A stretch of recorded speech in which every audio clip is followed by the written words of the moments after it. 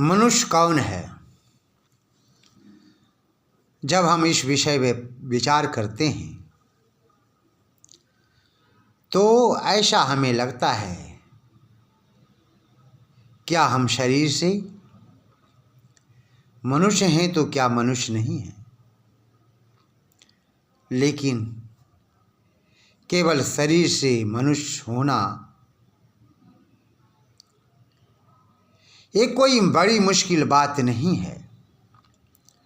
मनुष्य तो वो है जो सत मार्ग पर चलता है, वेदों के मार्गों पर चलता है, संतों के मार्गों पे चलता है। यदि हम ऐसा नहीं करते तो हम मनुष्य कहलाने योग्य नहीं हैं। मनुष्य वही हो सकता है जो सत्य के मार्गों पे चलता है, सत्य को स्वीकार करता है, असत्य को ठुकराता है। लेकिन आज वर्तमान समय में कुछ ऐसे लोग हैं जो सत्य को तो जानते हैं लेकिन मानते नहीं। कुछ लोग सत्य को मानते हैं तो जानते नहीं हैं।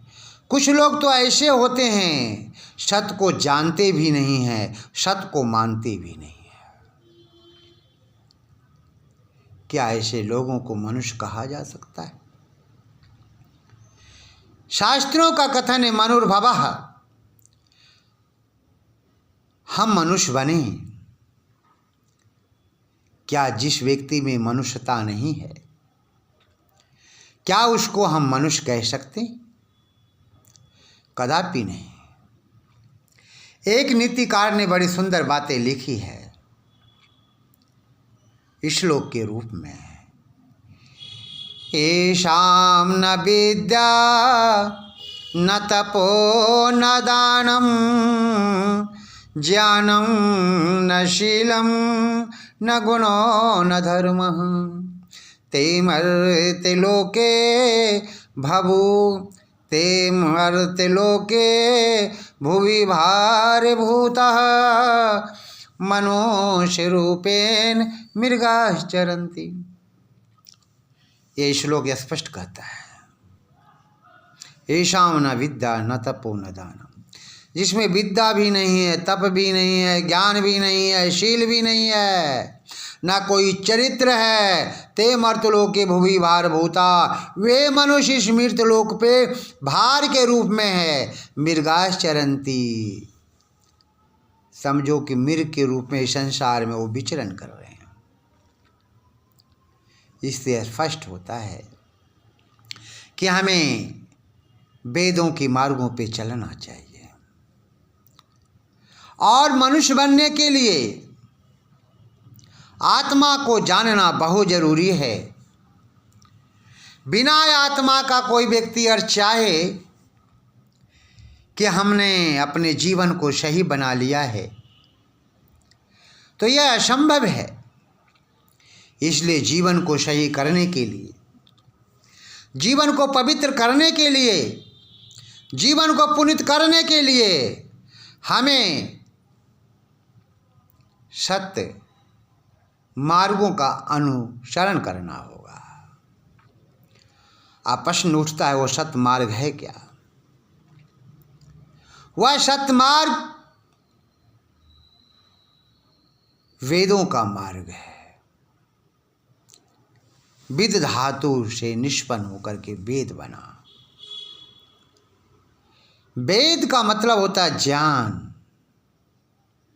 यदि आप ज्ञानी बन गए, वेदों के मार्गों पे चलने लगे, वेदों के सिद्धांतों को अपने जीवन में उतारने लगे, तो समझिए उसी दिन से आप मनुष्य बनना प्रारंभ कर दिए हैं। मनुष्य केवल शरीर से होकर ये सोच ले मनुष्य कि हम मनुष्य हैं, तो केवल शरीर से है, लेकिन वो मनुष्य नहीं है। मनुष्य वो होता है जिसमें मानवता होती है, जो पुनीत कार्य करता है, जो अच्छा कार्य करता है, जो समाज की सेवा करता है, जो राष्ट्र की सेवा करता है, जो गरीबों की मदद करता है, अनाथों की सहायता करता है और धर्म के मार्गों पे चलकर अपने जीवन को हमेशा उन्नतशील बनाने का प्रयास करता है, ऐसे मनुष्य को हम मनुष्य कहते हैं। वेदों का तो स्पष्ट कहना है कि हमने तुम्हें रास्ता दिया है, यदि तुम मुझे अपनाओगे तो हम तुम्हारे जीवन को पवित्र करना प्रारंभ कर देंगे, क्योंकि हम साधारण नहीं हैं, हम परमात्मा के द्वारा दिए हुए एक वचन है, एक वाणी है, एक रास्ता है, एक रास्ते हैं जो कि हम सारे संसार के लोगों को रास्ता दिखाते हैं। ये कौन कहता है? वेद कह रहा है। और वेद ये स्पष्ट कर रहे हैं कि जो भी व्यक्ति हमारी पथों को, हमारे मार्गों को अपनाया है, उसका जीवन पवित्र हो गया। आप दयानंद को जानते हैं। वेद ये कह रहा है कि आप लोग दयानंद को जानते हैं। दयानंद ने भी मेरा ही अनुसरण किया था और अच्छी प्रकार से आप जानते हैं। दयानंद वेदों के प्रकांड पंडित थे, व्याकरण के मूर्धन विद्वान थे, दर्शनों के विद्वान से, तर्क शक्ति उनमें प्रबल थी। तर्कों के आधार पर काशी के बड़े बड़े पंडितों को परास्त कर दिया और कहा, वेदेषु कोऽपि प्रतिमा नास्ति तस्ना प्रतिमा अस्ति। ईश्वर की कोई प्रतिमा नहीं होती है, ईश्वर तो निराकार है। क्योंकि दयानंद ने वेदों का सहारा लिया था। और वास्तव में जो व्यक्ति वेदों का सहारा लेता है, जो व्यक्ति वेदों का आश्रय लेता है, जो व्यक्ति वेदों के पथ पर चलता है, जो व्यक्ति वेदों की ज्योति को सारे संसार में फैलाता है, उसका जीवन पवित्र हो जाता है। वेद कहता है, मैं ज्योति हूँ, मैं ज्ञान हूँ, मैं शाश्वत हूँ, मैं कर्मशील हूँ, मैं पुजारी हूँ, मैं एक सही रास्ता देने वाला हूँ। लेकिन कोई अपनाने वाला तो कोई हो, लेकिन इसे कौन अपनाता है? जिसमें कर्मठता होती है, जिसका जीवन पवित्र होता है, जिसकी लालसा है, जिसकी जिज्ञासा है, वही व्यक्ति वेदों के सिद्धांतों को अपनाता है। स्वामी विरजानंद के कुटीर पर जब स्वामी दयानंद पहुंचा तो दयानंद ने दरवाज़ा खटखटाया। अंदर से आवाज़ आई, तुम कौन हो, तुम कौन हो, तुम कौन हो? दयानंद बोले, मैं वही जानने के लिए आया हूँ, मैं कौन हूँ। वाह दयानंद! दयानंद के अंतःकरण में जिज्ञासा थी। वो वेदों को पढ़ना चाहते थे, वेदों के मार्गों को अपनाना चाहते थे, व्याकरण पढ़ना चाहते थे, सही मार्ग को अपनाना चाहते थे। ऐसा क्यों? इसलिए कि उनके पिताजी शिव भक्त थे। शिवरात्रि का समय था, दयानंद ने व्रत रखा था। रात्रि का समय था, 10-11 बज रहे होंगे।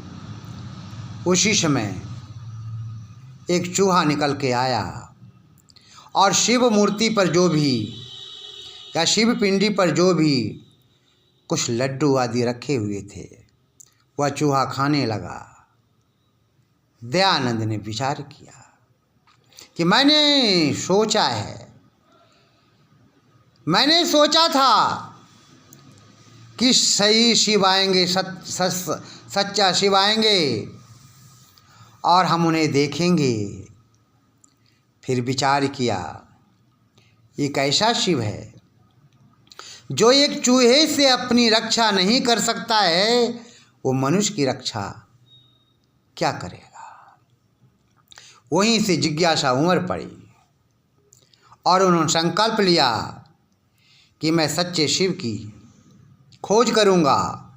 घर बार छोड़ दिया, घूमते रहे कई वर्षों तक वनों में, हिमालय की कंदराओं में, नदियों के तटों पर घूम घूम करके भ्रमण किया और अंत में भटकते रहे और 36 वर्ष की अवस्था में स्वामी विरजानंद के कुटी पर आए और जिज्ञासा से बोले। दरवाज़ा उन्होंने खटखटाया, अंदर से आवाज़ आई कि तुम कौन हो। दयानंद बोले, वही जानने के लिए मैं कौन हूँ। जिज्ञासा कहाँ से शुरू हुई? शिव पिंडी से। उस समय उनकी अवस्था ज़्यादा 12-14 साल की थी। वहीं समय से जिज्ञासा हुई और वो जिज्ञासा की पूर्ति कब हुई? जब स्वामी दयानंद, स्वामी विरजानंद के आश्रम में आए। वो जिज्ञासा सत्य को जानना 36 वर्ष की अवस्था में विरजानंद के आश्रम में आए। वहीं से उन्होंने पढ़ना शुरू कर दिया और कहा दुनिया के लोगों से, अरे वेद परमात्मा की वाणी है, वेद ईश्वर की वाणी है, इसलिए वेदों के सिद्धांतों को अपने जीवन में अपनाओ। जब तक तुम वेदों के सिद्धांतों को अपने जीवन में नहीं अपनाओगे, जब तक तुम्हारा कल्याण नहीं होगा। इसलिए मनुष्य बनने के लिए क्या करना है? दयानंद मनुष्य थे, मनुष्य का उससे भी ऊंचे थे, ऋषि थे। इसलिए दुनिया के लोगों से हम यही कहना चाहेंगे कि मनुष्य बनने का प्रयास करें। और मनुष्य कौन बन सकता है? जो वेदों के सिद्धांतों को अपने जीवन में अपनाता है, वेदों के मार्गों पे चलता है, वही मनुष्य है, मनुष्य कहलाने योग्य हो सकता है। इति ओम।